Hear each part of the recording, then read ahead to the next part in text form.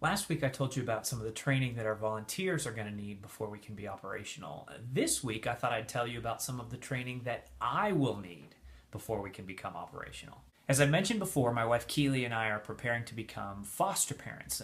We're right in the middle of training for that as we speak. The training consists of 24 hours spread across 2 week-long modules, and the Skookum Kids volunteer training is really a distillation of that same curriculum.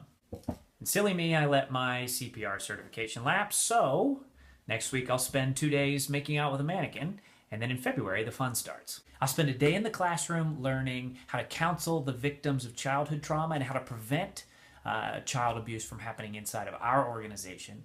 And I'll spend 2 days in the classroom learning de-escalation techniques. And all of these things are skills that we need to have at Skookum before we can open our doors and start caring for kids. And I'm going first because that's what leaders do. But really, we all need to know how to do these things. Children who enter foster care are wounded. And just like battlefield medics, I think we all need to know how to help without doing more harm. And this matters, so we train. So I hope you'll join us this week to get started, either January 14th at 7 p.m. or January 17th at 10 a.m. Important note, neither of the interest meetings will be held at the Skookum Kids' house.